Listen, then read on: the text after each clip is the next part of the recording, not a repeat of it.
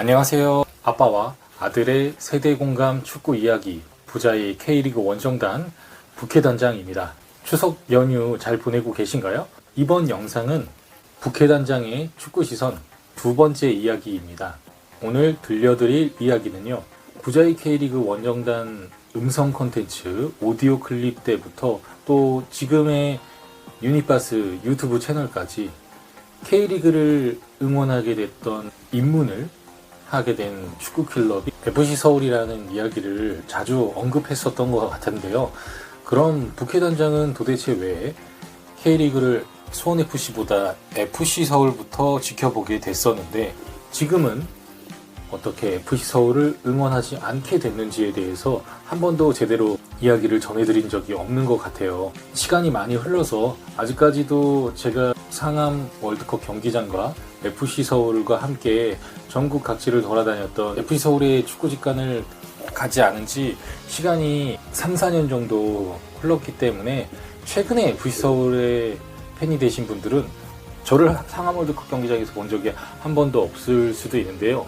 저는 1985년생으로 서울 노원구에서 태어나서 가족들과 거주한 지역이 바로 경기도 안양시 인덕원에 살았었기 때문에 어릴 적 인덕원 초등학교를 5학년까지 재학하면서 안양을 연고로 하고 있던 안양 LG 치타스의 경기를 자연스럽게 경험할 수 있었습니다.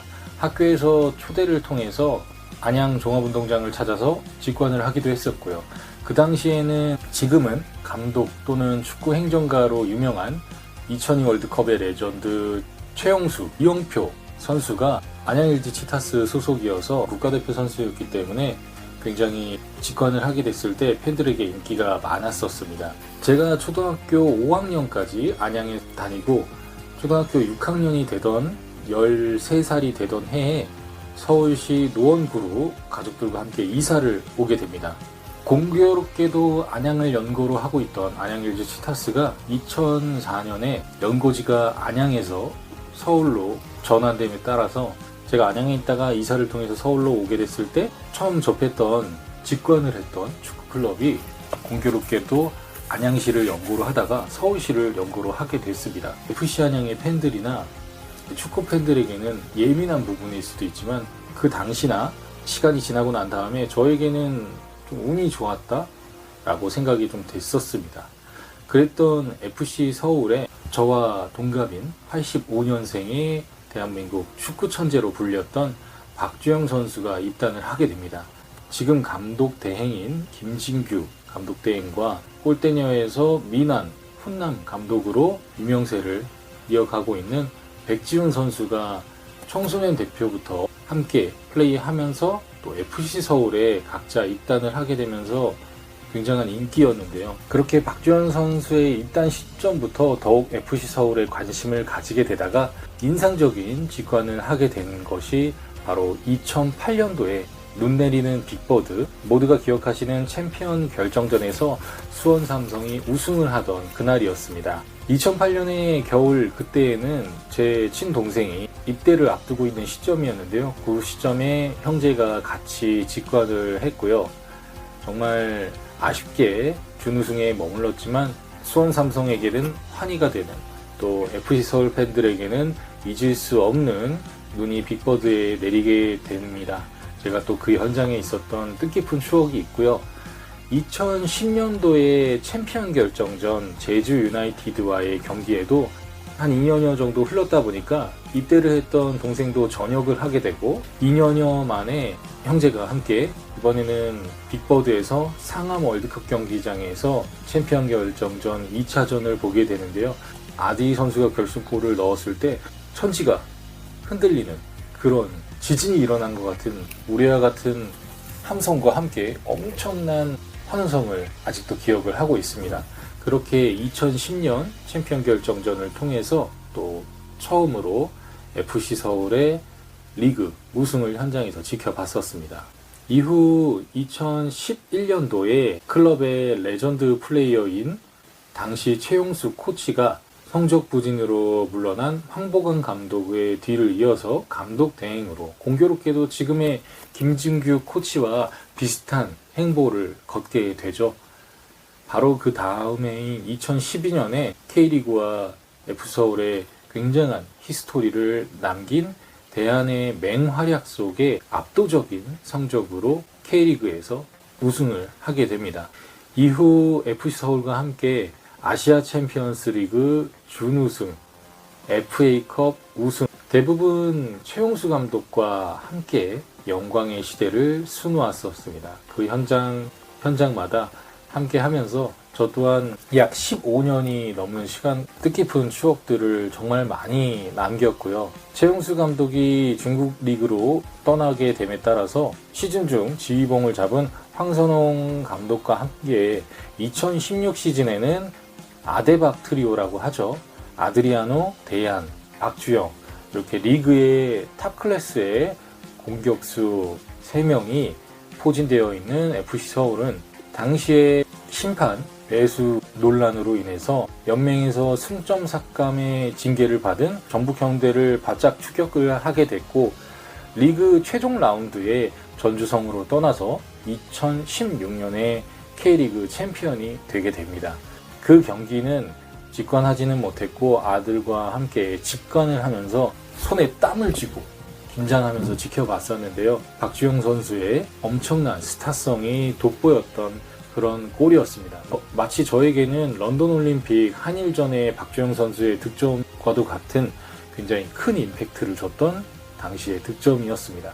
10년이 넘는 긴 시간 동안 FC서울, 내 고향 서울특별시를 대표하는 천만인의 수도 서울을 연고로 하고 있는 FC서울의 축구를 열정적으로 지켜봐 오면서 제가 FC서울에 대한 팬심을 내려놓게 됐던 이유는요. 먼저 첫 번째로는 대안의 수원 삼성 이적이었습니다. 당시에는 대안을 정말 많이 원망하고 또 분노하고 미워하게 됐었는데요. 시간이 지나고 난 다음에 대안은 현역 선수로서 또 이왕이면은 가족들과 함께 K리그에서 대한민국에서 선수 생활을 이어가기를 희망했었고 결국 구단과 감독과의 충분한 합의가 이루어지지 못했다는 부분이 시간이 지나고 난 다음에는 굉장히 좀 애석하더라고요. 하지만 이거는 그렇게 큰 이유는 아니었습니다. 양쪽의 입장이 이해가 됐기 때문이죠. 이어서 최용수 감독의 경질이 있었습니다. 팀의 가장 화려한 시간 그리고 전성기 영광의 시대를 이끌었다고 할 수 있는 FC서울이 세운 대부분의 우승 기록을 함께하고 또 클럽의 선수와 코치와 감독으로서 모두 우승 경험이 있는 레전드 플레이어 최용수 감독은 FC서울의 영광의 시대를 이끌기도 했지만 FC서울을 떠났다가 다시 팀이 위기의 순간에 돌아와서 승강 플레이오프에서 팀을 구해내는 소방수 역할을 하게 됩니다. 시간이 지나고 난 다음에 결국 최용수 감독과도 헤어지게 되는데요. 저는 좀 이 과정에 있어서 아쉬움과 안타까움이 있었습니다. 최용수 감독을 강하게 비판하는 팬과 지지하는 팬들과의 의견 차이가 있었지만 저는 약간 중립의 입장에서 바라보고 있었는데요. 하지만 그 나가는 과정이 팀에 가장 큰 업적을 남긴 감독의 마지막이라고 보기에는 저 개인적으로는 매우 속상한 일이었습니다. 그 다음은 박주영 선수의 이적이었습니다. 축구를 좋아한 이래 가장 좋아하고 저에게는 아이돌과 같았던 축구 팬 인생의 어떤 동반자와 같은 박주영 선수였는데요. FC서울로 컴백을 하게 됐을 때 저는 정말 그 감격과 감동 미처 다 말로 할 수 없는 심경이었는데요. 물론 박주영 선수가 떠나기 직전이었던 2021 시즌에는 단 하나의 골도 기록하지 못하면서 어떻게 보면 공격수 또는 팀의 스트라이커로서는 굉장히 자존심이 상하고 속상하고 또 팬들도 의견이 분분해질 수밖에 없는 그런 아쉬운 시즌이었습니다. 박주영 선수는 현역 선수로서의 커리어를 조금 더 이어나가길 희망했었고요. 클럽과의 이해관계가 서로 조율되지 않음에 따라서 홍명보 감독이 이끌고 있는 울산 현대로 이적을 하게 되고요. 또 많은 경기를 여전히 출전하진 못했지만 라커룸에서 저희 모두 알고 있다시피 경기장 안과 밖 그리고 외적으로 팀의 선수단을 실질적인 정신적 지주 역할을 하면서 울산 현대의 우승을 이끌게 됩니다. 경기장 내에서 많은 영향력을 펼치지는 못했지만 정말 팀을 하나로 뭉치게 할 수 있는 홍명보 감독이 원하는 원팀으로 가는 데 있어서 보이지 않는 노력을 많이 했다고 생각하고 있습니다. 최용수 감독의 경질, 박주영 선수의 이적이 지남에 따라 조금씩 누적이 되면서 제가 사람에 대한 실망보다는 클럽에 대한 실망을 계속적으로 하게 되면서 이제 이 불편한 마음과 아쉬움을 가지고서 전처럼 열정적으로 응원하기는 쉽지 않겠다 라는 생각이 들던 차에 2019년부터 2023년까지 긴 시간 동안 만 3년여의 코로나 팬데믹으로 인해서 현장을 또 많이 찾지 못하고 군생활 16년의 시간 동안 대부분 가족들과 떨어져 지냈었는데요. 김포에서 근무하던 당시에 또 위수 지역이 홍대까지 마포구까지 확장됐었기 때문에 주말에 혼자 있으면서 자주 상암 월드컵 경기장을 찾아서 홈 경기를 지켜봤었습니다. 전편에 부단시에서 말씀드렸다시피 제가 근무지가 가족들이 있는 수원시로 오게 되고 그렇게 자연스럽게 몸과 마음이 멀어짐에 따라서 FC서울과의 인연이 정리되게 됐습니다. 혹자는 팬고 이전이 아니냐라고 말씀하실 수도 있을 것 같아요. 근데 저 스스로는 팬고 이전이라고 생각을 하지는 않습니다. K리그 팬들에게 굉장히 예민한 것이 바로 연고 이전과 팬고 이전이죠. K리그 팬들에게 굉장히 예민한 부분이 클럽으로서는 연고 이전, 또 팬으로서는 팬고 이전이죠.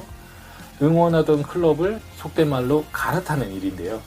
저는 2011년도부터 FC서울의 시즌권을 가입해서 직업군인으로서 많은 시간을 들이지 못했지만 기회가 될 때마다 원정 경기도 함께 했었는데요. 그러면서 정말 많은 분들과 만나고 또 좋은 추억을 쌓았었습니다. 전편의 부단시에서 말씀드렸다시피 수원FC의 경기를 보게 된 것은 그로부터 2년 뒤 2013년부터입니다. 2021년도가 되기 이전에 수원FC와 FC서울이 한 리그에서 경쟁했던 시간은 2016년 단 한 시즌 뿐이었습니다.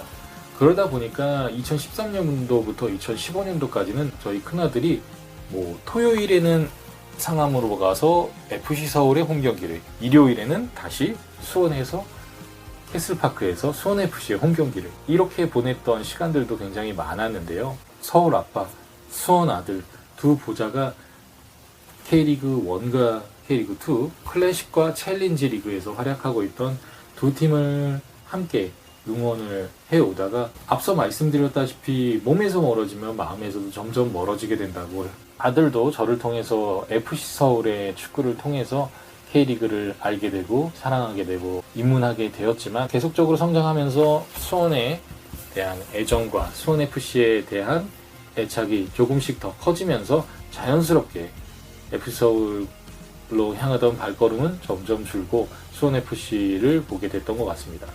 첫 번째 팀에 대한 클럽에 대한 실망감, 두 번째 코로나 팬데믹, 그리고 세 번째 시간적인 여유도 있었던 것 같습니다. 나이를 한 살 한 살 먹어가면서록 직관이 점점 힘들잖아요. 대한민국의 가장 또 사회인은 더욱 그런 것 같습니다. 그러다 보니 과거처럼 두 개의 클럽을 동시에 함께 응원하기가 쉽지 않다. 시간적인 여유에서도 쉽지 않다라고 생각하던 차에 자연스럽게 수원FC만을 응원을 하게 됐습니다. 바로 이번 주 토요일 추석 연휴에 수원FC와 FC서울의 경기가 펼쳐집니다. 캐슬파크에서 진행되는데요. 캐슬파크에서 홈 경기를 지켜보았던 시간은 10년이지만 FC서울을 원정팀으로 상대팀으로 적으로서 상대하고 맞이하는 것은 아직도 좀 저에게는 어색한 일입니다. 제가 2022년과 올해 2023년 상암 월드컵 경기장의 원정팬으로서 현장에서 직관했던 경험이 있는데요. 맞습니다. 7대2 경기도 현장에서 충격적으로 지켜보기도 했었는데요. 지난 시즌에 정말 저 스스로도 굉장히 감격스러웠던 수원FC의 창단 이래 대 FC서울전 첫 승리 4대3 대역전승도 현장에서 보면서 정말 감격스러웠었습니다. 지금 현재 극심한 부진과 함께 불안한 수원FC이지만 추석 연휴 정말 많은 팬분들께서 일부러 시간을 내서 경기장을 찾고 다양한 현장 이벤트와 함께 행사 그리고 멋진 경기력으로 정말 저희의 눈을 즐겁게 하고 또 심장을 뛰게 해주었으면 좋겠습니다. 연휴 기간에 경기장을 찾는 게 쉽지 않겠지만 또 이번에는 쿠팡 플레이에서도 수원FC의 홈 경기장 캐슬파크를 처음으로 쿠플픽으로 독점 중계하는 걸로 알고 있기 때문에 그 어느 때보다 많은 팬분들께서 귀한 시간을 통해서 정말 뜻깊은 추억 함께 만드시길 바라겠습니다. 그럼 북해단장의 축구시선 다음에 다시 찾아뵙도록 하겠습니다. 안녕.